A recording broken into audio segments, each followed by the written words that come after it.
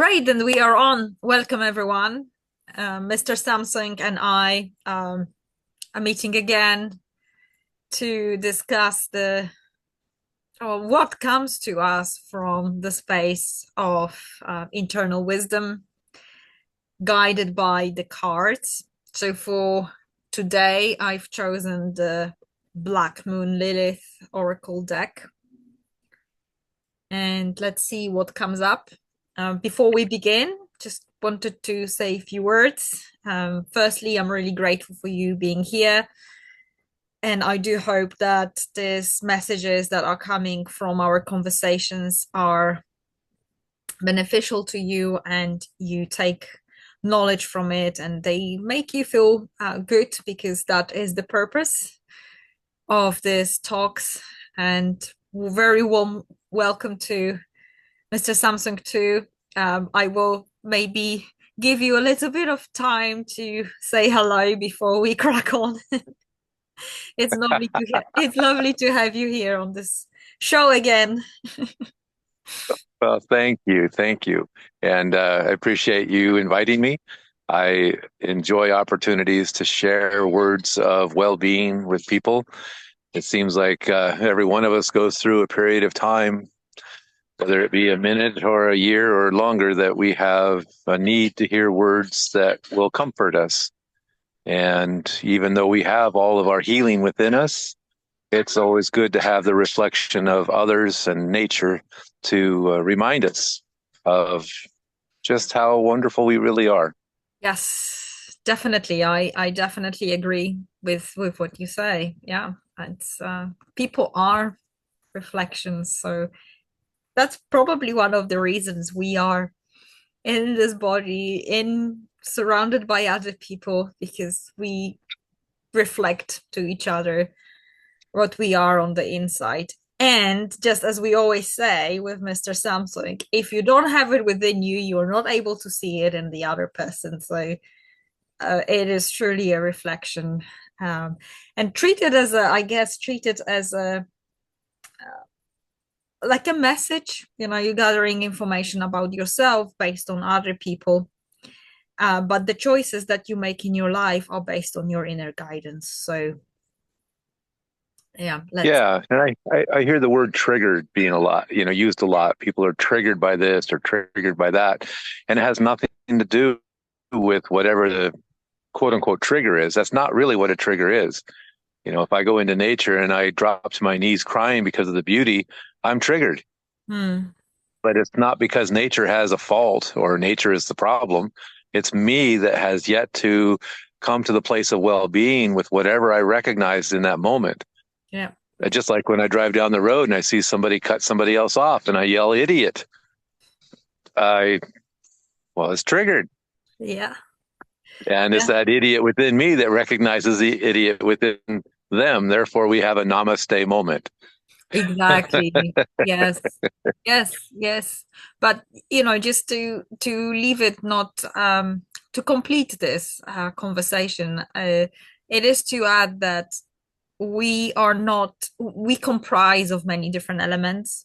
We comprise of many different parts, and it's natural because we've acquired certain traits as we grow up and then as we interacted with people.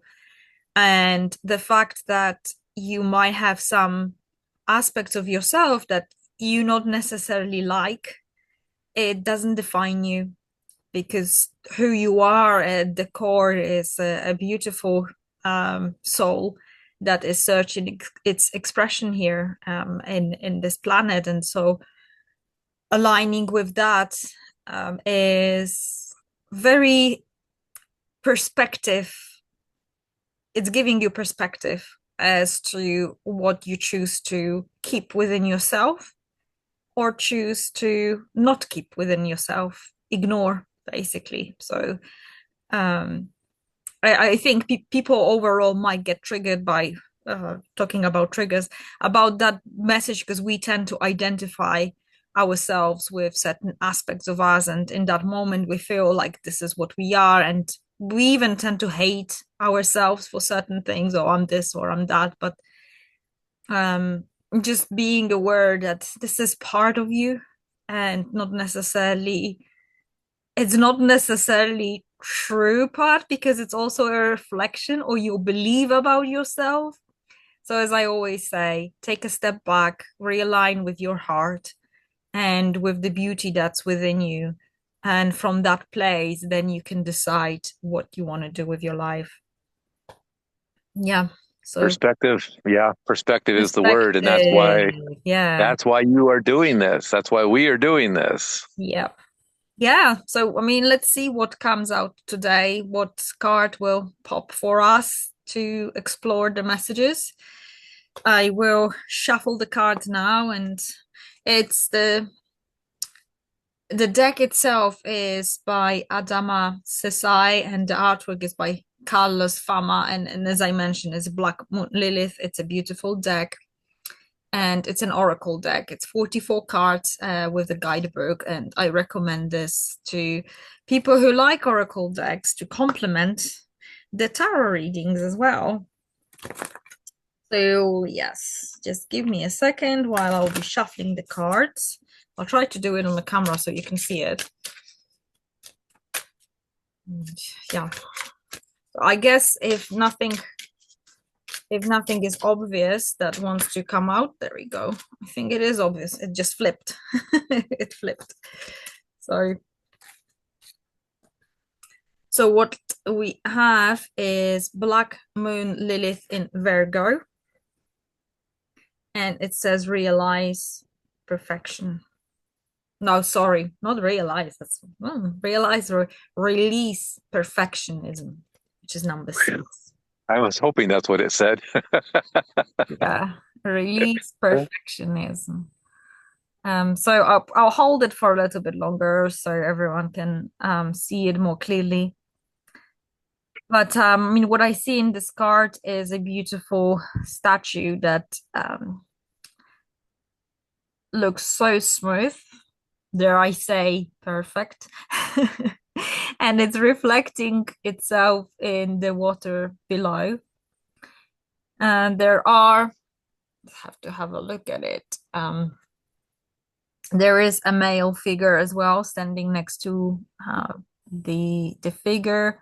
I mean, the person standing next to a figure. Obviously, the figure is the sculpture, or it looks like a sculpture. It's all in the nature, and there are beautiful birds, 2 birds that are flying out. The pond is with some leaves on it, and there are mountains in the background.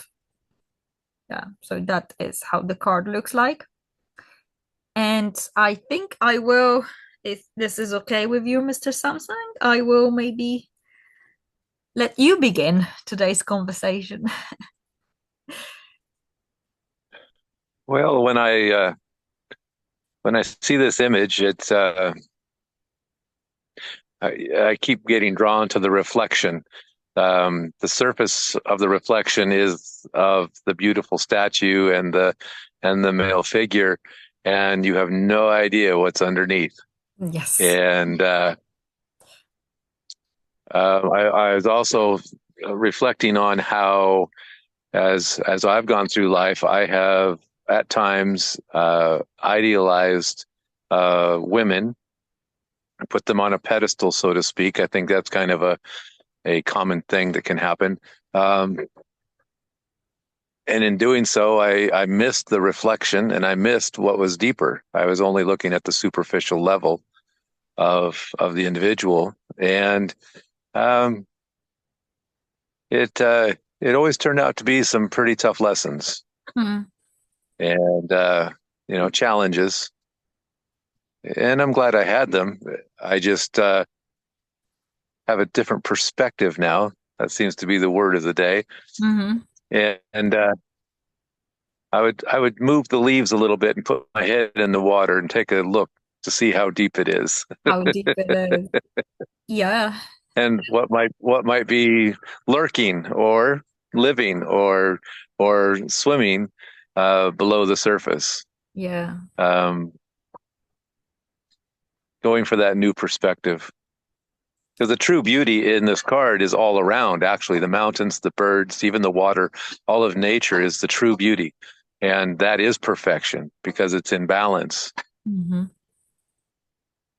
And to me, that's about the only place we can find perfection on the planet. Yeah, that's true. And as I like to think, is the perfection is in the imperfection. So that is, I know artists that would on purpose when they paint the image that they are super happy with, that they would do something to that image to leave a mark of imperfection. Because this is what as human beings we are. We are timeless, but we always aim, we always are becoming. So it's we are the work of art, and the beauty is in that work. So it's a process. There is no point, like in a way, when you become complete perfection, you cease to live. So like being perfect and untouchable is like that statue is something that is set. It's like it's unmovable. And that's not what we are. Life is about exploration, it's about movement, it's about adaptation, it's about growth, right? So, Yes. and the thing is, we are naturally, so a bit of a biology as well, we are naturally programmed to grow when we are challenged with difficulties. So the brain will run constantly programs, and until it recognizes that there is an error or something doesn't fit, or dare I say failure, it is a prompt to a brain to find a different solution. And that's how we grow. So if you think about failures and if you think about mistakes, which are the signs of imperfection, that allows you to grow, that allows you to expand, that allows you to experience. So I think I see this statue here as that mark of perfection that is unmovable, and it's almost like an idea, not I would say the reality or the human experience is the reflection. So that's what we are. We reflect. The idea in itself or the God form is beyond that experience that we have. This is not a reflection. It's something that is unmovable and that is perfect. But for us to experience it, we go through all these reflections, if that makes sense. And what's interesting is we began this meeting today talking about reflections. And that's what's happening here. There is a reflection. And uh, I'm just looking at this from the top down, and I mean the thing, the water is very calm in this image, so it's not even distorted. If you look at it, it's still a reflection. But as you said, it's being in the nature, it's being surrounded by the nature, that is in a way the perfect beauty. I don't know, like if I were to say the moment you are perfect, you are like a doll, like you are unmovable. It's like an idea, an archetype. So you are outside of, you taken outside of the human experience. I hope it's making sense what I'm trying to say. But you stop becoming, you are like motionless, like that figure is, right? Yeah, I've often said that if I was perfect, then I would no longer be embodied. Yeah, yeah, exactly. Yeah, because this is what life is. It's the act of growing and becoming. Now, so that is the general idea. Now, how do we take it into our daily life? I guess from my perspective, because I am, I don't want to say guilty of the idea of perfectionism. So in my case, um, wanting to be perfect, or not even wanting to be perfect, but to do things in a perfect way is very often uh, stopping me from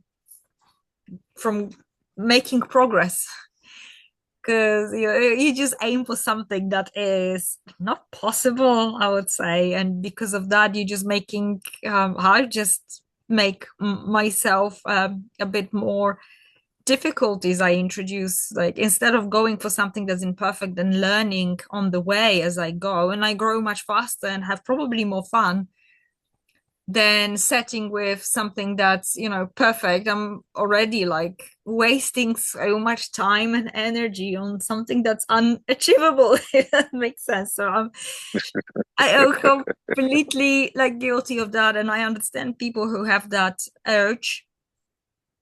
But I think from my perspective, what is helpful in situations like this is to chop your goals to much smaller ones and learn how to see the beauty in the smaller moments. And like, if you're aiming for a bigger goal and you want to make it perfect, rather than focusing on a perfect goal that probably would not come would not come to life if you really struggle to make everything perfect, just focus on the little moments that lead to that big moment and see the beauty in them. See, that is I guess that's the perfection. The perfection is like, even in nature, you mentioned that nature, what is perfect about nature is the balance of all the elements. So how things are functioning, and you can only see it when you step back and you see the general picture of things, and you appreciate every small detail of it, and you're like, oh wow, this is amazing. This is the same as with architecture. Actually, if I think about those big monuments, or even the pyramids, or the beautiful artwork that was done ages ago, if you think how much small details and dedication was put into building those monuments, then you see the perfection of it in, and it can be crooked. It doesn't have to be, a perfect. It's the act of doing these things that makes it so adorable. And in that sense, I think for me, perfection then is the expression of the effort and the beauty and the details and the love and passion that you put into something. Yeah, that's a great way to define that. And as a part of that, I also believe that we have to adopt more kindness for ourselves and compassion for ourselves, realizing that we really don't make mistakes. We create opportunities for learning. Yeah, yeah, And that's not being perfect. That's being, like you say, alive and moving and thriving and doing and generating and creating. yes, yeah, And without that, you know, um, I wouldn't expect a 3-year-old to be a mathematician, um, but they're going to get 2 plus 2 wrong. But it's not wrong. It's them creating the cycle of a learning process. And then in 30 years, they're a professor of math. I mean, all perfect. because they exactly. And if we can see all of our lives that way, every aspect of our life through the eyes of, oh, okay, this is just the next step. And I'm going to do this next time.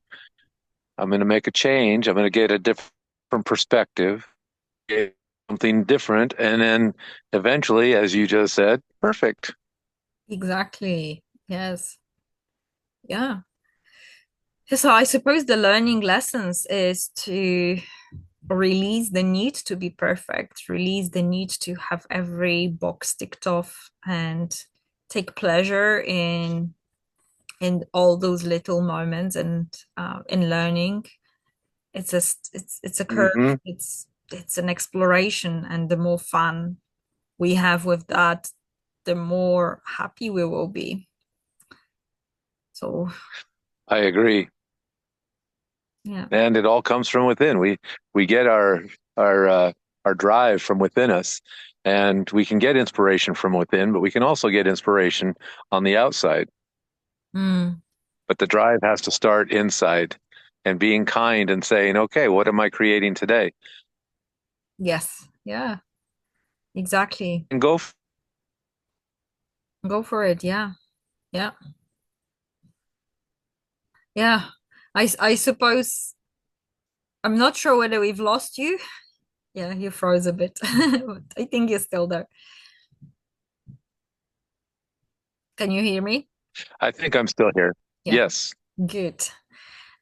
What I wanted to comment here as well with this card is number six, and six is a card of completion. I mean, sorry, I said it wrong. Six is not a card. Six is a number of completion. So it's a number that is it's like more or less I would say like zero in tarot, especially it signifies things or aspects that are making full circle. And if you look at the numerology from one to five, five is a number of imbalance. So you have a lot of like one has been added to four. Four is a stability. It's a firm structure. If you think of a square, it's a firm structure. If you add five, you disrupt that structure and the stability. And if you add six, you revert it back to completion. So it's in a way signifying a circle. And it's a card of victory as well. It's a card of balance. So in that regard, I think it can represent the aspect of, if you think of perfection, that drive to make things in harmony and make things balanced. So it almost like not striving towards or not one like not taking perfection as the end goal or an end game, but it's the process of what you really want is, I guess, the harmony. That's what I'm trying to say. So you're not striving for things to be perfect. You just go from the natural needs of balance. So rather than focusing on making things perfect, focus on finding the balance within or finding that completion within yourself. And then with that, you will be able to see things from a different perspective. And most likely you'll be able to see perfection in imperfection, if that makes sense. So that's what I see with number six. It's a card of like, yeah, it's a card of balance, and it says Virgo here as well. So probably to all those Virgos that are extreme hard workers, they probably thinking of productivity or organization and things like that. They probably maybe want to make things perfect. I can see how that could happen. But it is to release that drive. I think ultimately when you whatever you set the intention, it's very important. If you set an intention for making things perfect, you most likely will be disappointed with failures.